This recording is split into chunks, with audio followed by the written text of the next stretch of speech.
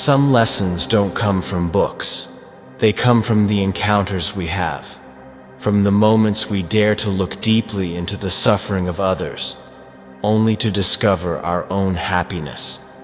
Today, we will walk such a path together, the path of empathy and gratitude. Part 1.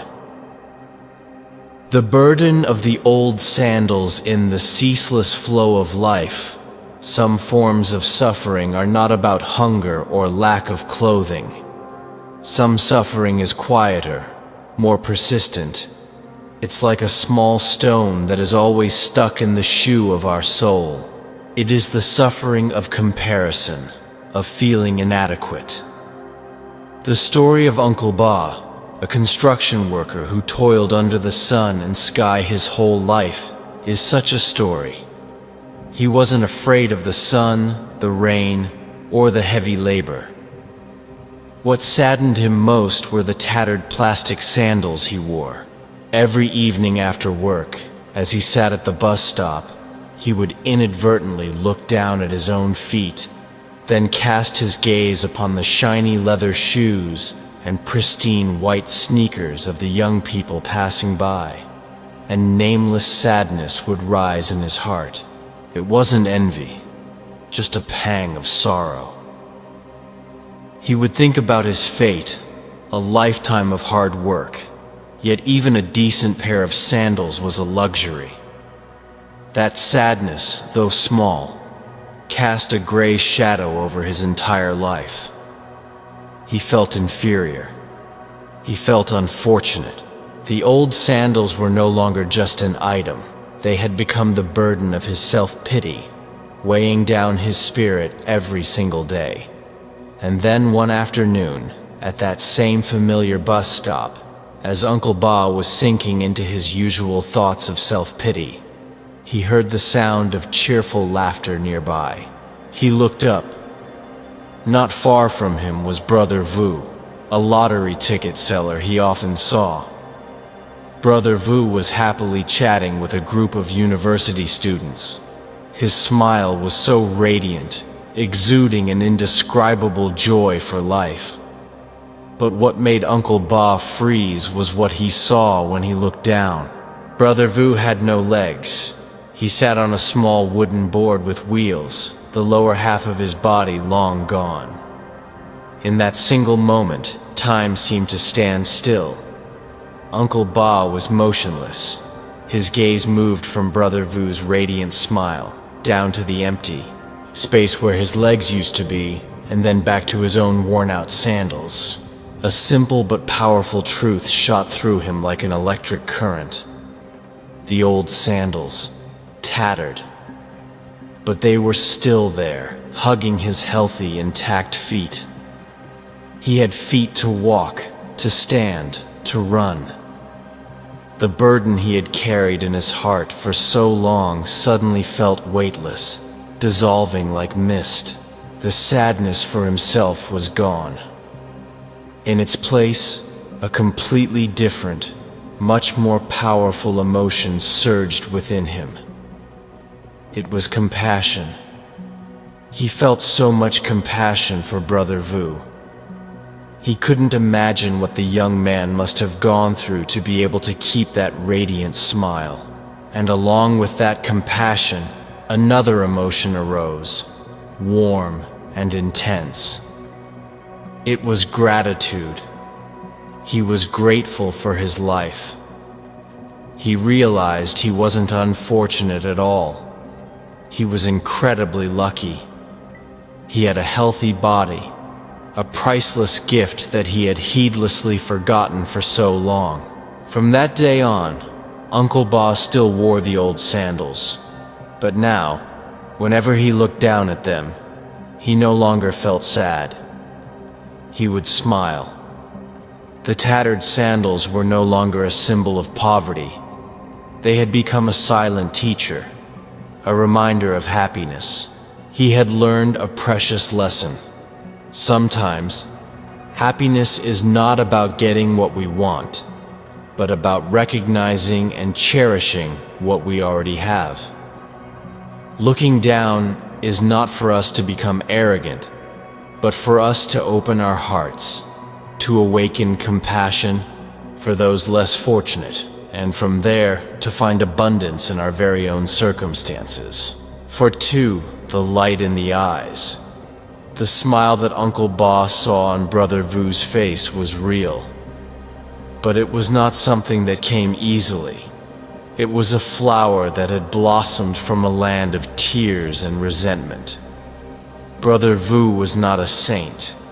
He was an ordinary man, and he too had spent long years submerged in the darkness of despair. He lost his legs in a workplace accident when he was just in his early 20s, the prime of his life. Waking up in the hospital, he had screamed, he had thrashed. He could not accept that cruel reality. He saw himself as useless, a burden to his family. He resented the heavens, resented the life that had taken everything from him. For a long time, he locked himself in his small room, refusing to see or speak to anyone. Every passing day was a form of torture. He focused on only one thing: what he had lost. He had lost his legs, lost his future, lost the pride of a man. That suffering was as immense as a mountain, crushing his soul. Then one day, his mother, a gentle woman from the countryside, worried sick, persuaded him to visit a nearby support center for people with disabilities.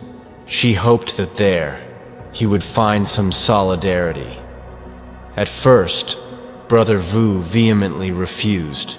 He didn't want to see other people who were as unfortunate as he was. But out of love for his mother, he finally agreed. At the center, he met many people. Some were like him, some were even worse off. But what stunned him was not their physical impairments. What stunned him was the life energy that radiated from this place. He saw people weaving baskets, others learning to use computers, and a group gathered together, singing for each other. And then, he met Uncle Nam. Uncle Nam was an old war veteran. Not only had he lost both legs like Vu, but on his kind face, his eyes were permanent. Then one afternoon, unlike other times, after handing out the donations, Mr. Fat did not leave in a hurry. He approached where Uncle Nam was sitting and asked if he could sit with him for a while. He was silent for a long time, and then suddenly spoke in a tired voice. "Uncle Nam, I admire your peace so much." Uncle Nam still smiled his gentle smile. "You have everything in your hands, what others can only dream of. Why would you admire a disabled old man like me?"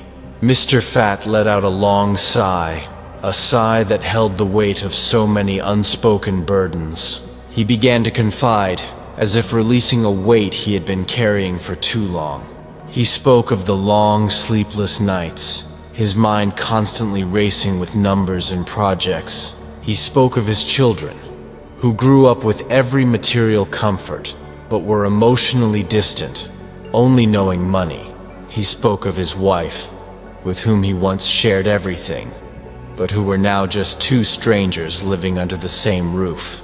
He said, his voice almost breaking, "I can buy the most expensive beds, but I can't buy a single night of good sleep.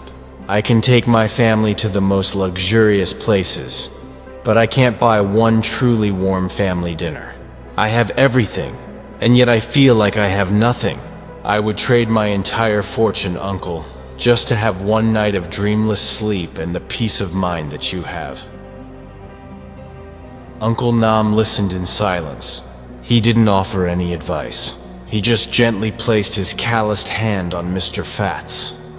A warmth, an unspoken understanding was transmitted. In that moment, for the first time in our story, the chain of perception was broken. Looking up no longer equated to happiness. We have learned a profoundly deep lesson. There is suffering that cannot be measured by material wealth. There are prisons that have no bars. It is the suffering of the spirit, the suffering of loneliness, of being disconnected from oneself and from loved ones. Compassion is not just for the poor and the sick. True compassion is the ability to feel suffering in all its forms, even in those who we once envied and admired. When we understand this, our hearts will expand, and we will no longer be so quick to judge anyone. We will see that everyone in this life is carrying their own burdens, whether visible or invisible. Part 4. The resonance of the heart, a scientific perspective. The stories we have just heard of Uncle Ba, Brother Vu, Uncle Nam, and Mr. Fat are not just moral tales. They are describing a profound truth about how we as human beings are connected. A truth that modern science is now gradually illuminating. Emotions like compassion and gratitude are not vague things that exist only in our thoughts. They are real states that create concrete changes in our bodies and emit a form of energy that can affect those around us. Let's talk about compassion first. Why did such a natural sense of empathy arise in Uncle Ba when he saw Brother Vu? Scientists have discovered a very special type of nerve cell in our brain called mirror neurons. These cells act like a mirror. When you see another person smile, the mirror neurons in your brain also activate, making you want to smile back. Even more magically, when you see someone in pain, a part of your brain, the very same regions that process pain, also become active. This means that, on some level, we literally feel the pain of others. Compassion is not a rational deduction. It is an innate biological connection, a deep empathy hardwired into our nervous system. It is a reminder that, in essence, we are not separate. Your suffering is, in part, my suffering. Next is gratitude. Why did Uncle Ba and Brother Vu feel lighter and happier when they awakened gratitude? This also has a very clear scientific explanation. When we practice gratitude, even just by silently thinking of something good, our brain releases wonderful chemicals. It releases dopamine, which creates feelings of pleasure and motivation, and serotonin, which helps regulate our mood and fights anxiety and depression. Gratitude, simply put, is the most powerful and natural antidepressant we have. Not only that, researchers at the HeartMath Institute have discovered something astonishing. When we are in a state of gratitude or love, our heart doesn't just beat faster or slower. It begins to beat in a very harmonious, rhythmic way. They call this state heart coherence. When the heart beats in such a harmonious pattern, it sends signals to the brain that help to soothe our entire nervous system, reducing stress, boosting the immune system, and even improving our memory. And most importantly, a heart beating in a state of coherence creates a powerful electromagnetic field that radiates outward. This is not superstition. Scientists can measure this energy field with modern equipment. This field can extend several feet around our body. This is precisely why when we are near a compassionate, peaceful person like Uncle Nam, we also feel at ease and calm, without a single word being spoken. We are being bathed in their positive energy field. Thus, science has proven what the ancient sages taught for thousands of years. Compassion and gratitude are not just noble moral qualities. They are real healing medicines, powerful tools to change the biochemical state of our bodies and transform the energy field we emit. Every time we generate a thought of love, an intention of gratitude, we are not just doing a good deed for our soul. We are also healing our own physical body and at the same time, sending out a positive energy frequency, helping to heal the world around us. Part 5. Gratitude. The alchemist that turns iron into gold. We have seen that compassion and gratitude are not just emotions, but real scientifically proven healing agents, Gratitude, in particular, possesses a magical transformative power. It is like the alchemy of old, capable of turning the iron of complaint and negativity in our lives into the pure gold of appreciation and joy. The story of Mai, an ordinary office worker, is a living testament to this. Mai used to feel that her life was dull and her job meaningless. Every day was a loop. Go to the office in the morning, come home at night, dealing with boring paperwork and a difficult boss. She would often scroll through social media, seeing her friends traveling to exciting places and having interesting jobs, and she would feel even more inadequate and stuck. She complained about everything, from her job and her salary to the crowded bus she took every morning. Her mind was like a garden overgrown with the weeds of negativity. One day, in a moment of despair, she chanced upon an article about the power of gratitude. The article suggested a very simple practice.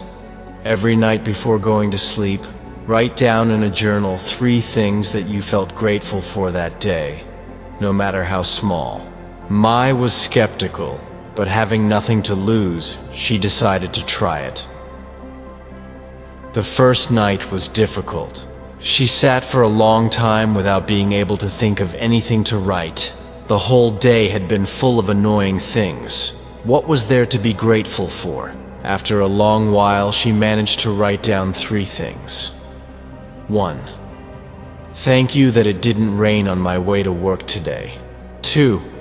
Thank you to the lady selling sticky rice who gave me a little extra topping. 3. Thank you that my computer didn't crash today. She felt silly after writing them, but she persisted. Every night, she tried to find 3 things to write. Gradually, something strange began to happen. In order to have something to write in the evening, during the day, her mind began to actively scan for good things. It was no longer focused only on the negative. She started to notice things she had never seen before. One morning, she saw a young student helping an old woman cross the street. That evening, she wrote, "Thankful for witnessing an act of kindness." Another day, she received a thank you email from a client. That evening, she wrote, "Thankful that my work is also meaningful." The lens through which she viewed her life began to change. She no longer saw everything in shades of gray. The boring paperwork, she now looked at it and thought, "Thank you for giving me a stable job and an income to take care of myself and my family." The difficult boss, instead of hating him, she began to see the pressures he was under. And she wrote, "Thank you to this teacher who is teaching me patience and professionalism." The crowded bus, instead of being an annoyance, became an opportunity to observe life, to see the struggles of so many people. Gratitude had worked exactly like an alchemist. It didn't change Mai's external circumstances at all. The job was the same, the boss was the same, the bus was still crowded. But it had changed the one and only thing that mattered most, her perspective. It had transformed the iron of her complaints and frustrations into the pure gold of appreciation and understanding. And when her mind changed, the energy she emitted also changed. She went to the office with a lighter heart, and her smile became more genuine. Her colleagues felt it, and became more open with her. Even the difficult boss seemed to be less harsh. Her life began to change for the better, not because of some miracle, but because she herself had changed from within. My story teaches us a precious lesson. We cannot control what happens to us, but we always have the power to choose how we respond. Gratitude is the conscious choice to focus on the good, however small, instead of drowning in the negative. It does not deny difficulties, but it helps us find the light even in the darkness. It does not change the circumstances, it changes us. And when we change, the way we interact with our circumstances also changes, and thus, our destiny changes along with it. Part 6. Great Compassion. Embracing even those above. Us through the stories so far, we have learned a very natural path to awaken compassion and gratitude. It is the path of downward comparison. Uncle Ba looked at Brother Vu and felt lucky. Brother Vu looked at Uncle Nam and felt he still had enough. This looking down is an incredibly important and necessary first step. It helps us escape the trap of self-pity and blaming fate, helping us to cherish what we already have. We also learned a deeper lesson from Uncle Nam, that compassion can also travel horizontally. He could empathize with the invisible suffering of Mr. Fat, a man who seemingly had everything. This expands our hearts, helping us understand that suffering is not just about material lack, but the journey of the heart does not stop there. There is a final challenge, a difficult but most liberating step on the path of cultivating compassion. It is learning to awaken compassion for those we look up to, the people we envy, the people who are more successful, more beautiful, more talented than us. This may sound paradoxical. Why should we feel compassion for those who are already so fortunate? Our usual psychology is to admire them, or sometimes to be envious and jealous of them. We think they have taken all the luck in the world, that they couldn't possibly have any suffering. But that is only an external view. Every position in this life comes with its own burdens, and sometimes the burden of the person at the top is even heavier than that of the person at the bottom.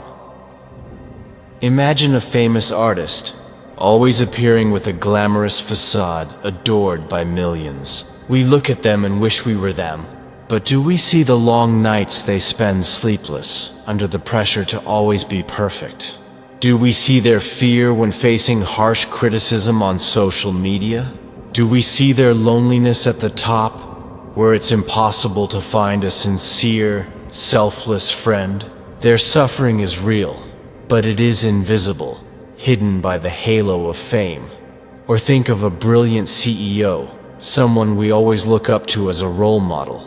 We see their decisiveness, their wealth, but do we see the hasty meals they have to eat alone, the weekends they still have to drown in work, the family relationships that are strained because they have no time to nurture them?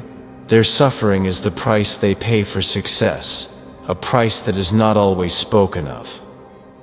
When we begin to look at everyone with a deeper eye, we will see that no one is without suffering. The suffering of the poor is material lack. The suffering of the rich is mental pressure. The suffering of the sick is physical pain. The suffering of the healthy can be boredom and meaninglessness. Suffering is an unavoidable part of the human condition. It just manifests in different forms. The Buddha taught that true compassion, called karuna in Buddhism, has no direction. It does not distinguish between high or low, rich or poor, friend or foe. It is the ability to feel the universal suffering, the fundamental suffering of all beings still in the cycle of ignorance. It is like the sun.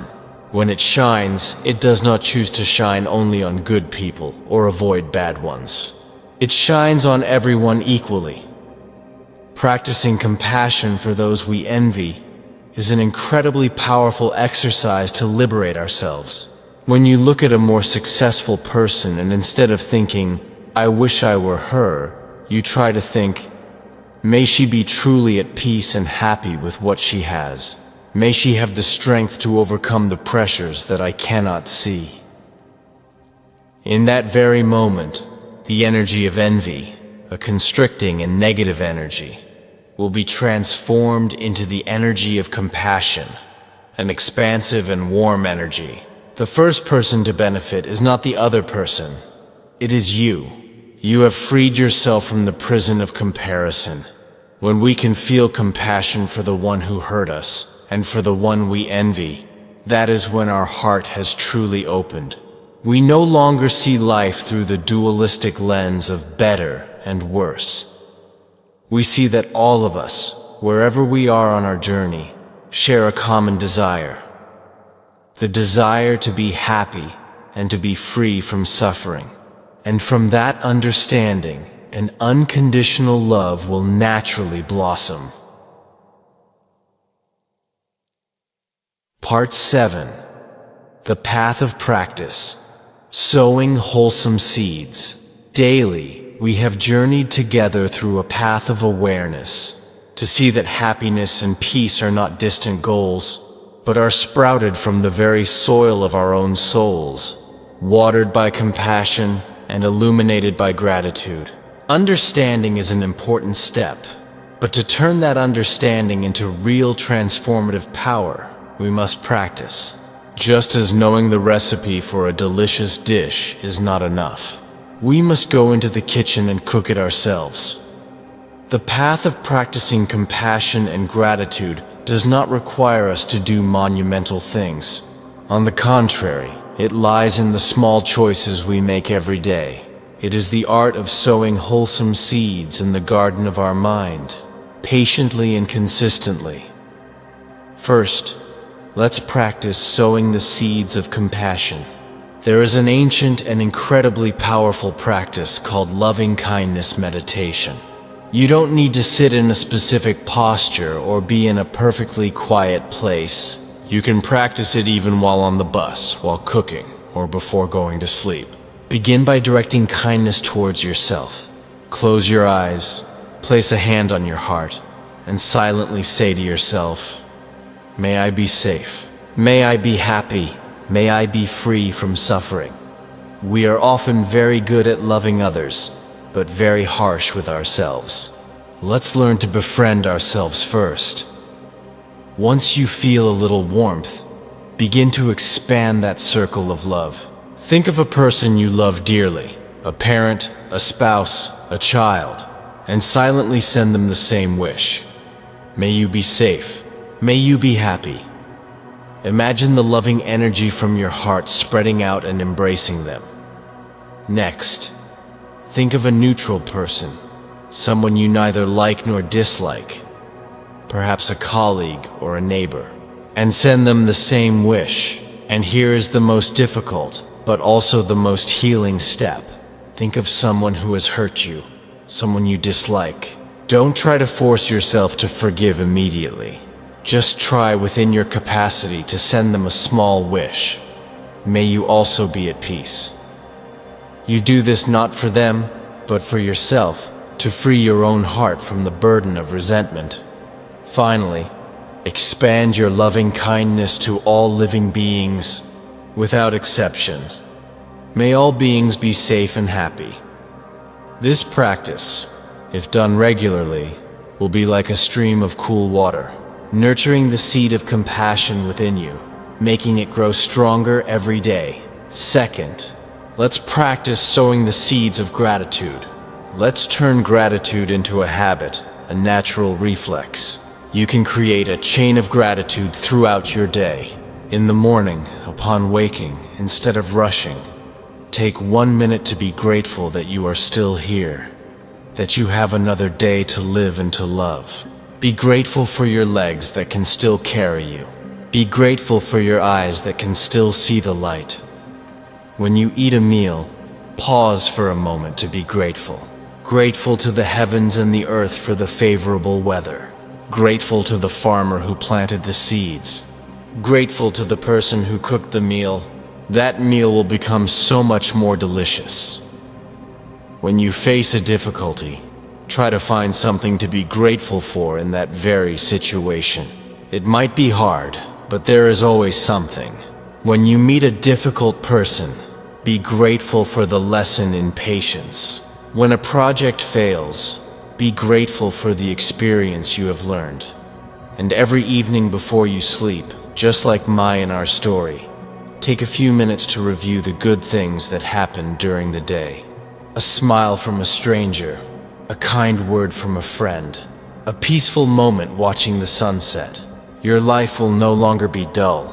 It will become a treasure chest full of precious gems that you had overlooked for so long. A small action, a wholesome thought, has more power to spread than we can imagine. One morning, on a crowded bus, a young man stood up to give his seat to an old woman. The old woman smiled and thanked him. That smile made both of them feel happy. A person sitting nearby, witnessing this beautiful act, also smiled unconsciously. That small positive energy spread, making the atmosphere on the bus seem a little more pleasant. Happiness and peace are not some distant destination we must strive to reach.